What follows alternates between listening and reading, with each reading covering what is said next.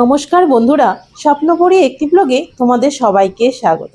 আজকে চলে এসেছে আবার একটি পার্সেল। চলো সবার প্রথমে খুলেই নিয়ে যাক যে পার্সেলে কি আছে। কম বেশি সকলে মোটামুটি আইডিয়া হয়ে আছে। আর আমার পার্সেল মানে কি কি গেস করতে তো অবশ্যই পারছো, তাই না? অবশ্যই পারছো, কারণ এর আগে যতগুলো আমি বক্স ওপেন করেছি সেগুলো কি ধরনের বক্স হতে পারে সেটা যারা আমার ব্লগ দেখো তারা কম বেশি সকলেই জানো। ঠিক ধরেছে, আজকে নিয়ে এসেছি অনলাইন থেকে কিছু গাছ, আর সেগুলোই সবার প্রথম আকর্ষণ ডেন্ডোবিয়াম। আমার ছাদ বাগানে ডেন্ডোবিয়ামের অনেক ভ্যারাইটি গাছ আছে, যত আনা হয় ততই। বিশেষ করে আমার হাজব্যান্ড আর আমরা ফুল গাছ ভীষণ ভালোবাসি।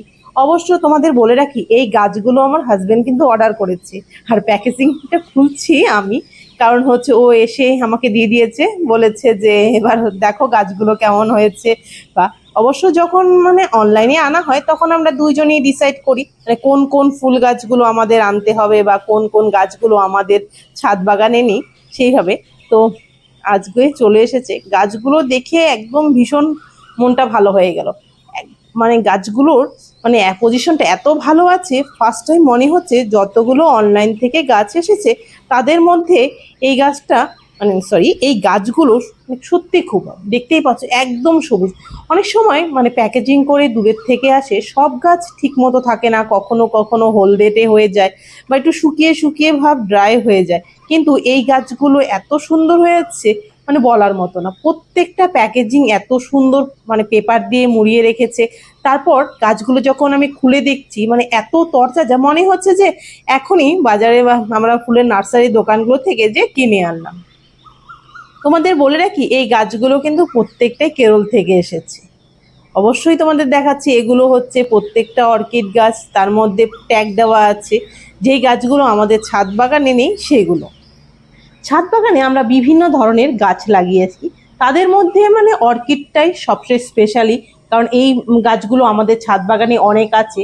আর এইটি হচ্ছে শুধু ডেন্ডোবিয়ামে অর্কিড বললে হবে না, ফিলোনপসিস, ক্যাটেলিয়া, বিভিন্ন ধরনের গাছ আমরা অনলাইনে এনেছি আর আমাদের ছাদ বাগানে আছে। এই গাছের পরিচর্যা করতে সেইভাবে কোনো খাটনির প্রয়োজন না, সময়ে সেইভাবে দিতে হয় না, শুধু হালকা জলে স্প্রে করলে হয় আর একটা হালকা শেড, ঠান্ডা শেডের মধ্যে রাখলে এই গাছ খুব সুন্দর হয়ে যায়। চলো সবার প্রথমে ট্যাগগুলো দেখে নিই এক এক করে। এই গাছটি হচ্ছে ডেন্ড্রোবিয়াম সোফায়াং। ফুলগুলো তোমাদের দেখাতে পারছি না, না হলে আমি অবশ্যই দেখাতাম। এই আর এটা হচ্ছে ডেন্ড্রোবিয়াম ডনমেরি ডনমেরি, হ্যাঁ ডনমেরি হাইব্রিড, এটা হচ্ছে হাইব্রিড প্রজাতি। আর এই গাছটা অনেকটাই বড় আর লম্বা গাছ, এইটা হচ্ছে ডেন্ড্রোবিয়াম সেরিং চ্যাং। আর প্রত্যেকটাই হচ্ছে দেখতেই পাচ্ছ কিভাবে লাগিয়েছে, কিন্তু যেইভাবেই আছে আমরা সেইভাবেই লাগবো না, আমরা অন্যভাবে লাগাবো। আর এটা হচ্ছে ডেন্ড্রোবিয়াম জেকে হ্যালিক্স। নারকেলের খোল যে আছে সেগুলোর মধ্যে দিয়ে রাখছে, কিন্তু আমার যেহেতু অন্য দূর থেকে এসেছে তার জন্য এই গাছটিকে কিছুদিন আমাদের বাড়িতে এমনি ঠান্ডার শেডে আমি রেখে দেবো, হালকা জলে স্প্রে করে নিচ্ছি, কেননা ভীষণ ড্রাই সময়টা, আর গাছগুলো একটু ড্রাই হয়ে আছে সেজন্য।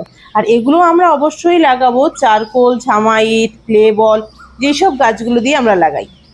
তো আজকে 3 দিন পর গাছগুলো লাগানো হয়ে গেছে। এই যে এই গাছগুলো অবশ্য আমার হাজবেন্ড লাগিয়েছে, এদের পরিচর্যা দেখাশোনা আমি করি, কিন্তু গাছগুলো লাগানোর ব্যাপারটা আমি ওকেই দিয়ে দিয়েছি, কারণ ওই হচ্ছে খুব ভালো করে ধীরে সুস্থে, আর প্রত্যেকটা পটিং থেকে খোলা অনেকটা ধৈর্যের ব্যাপার।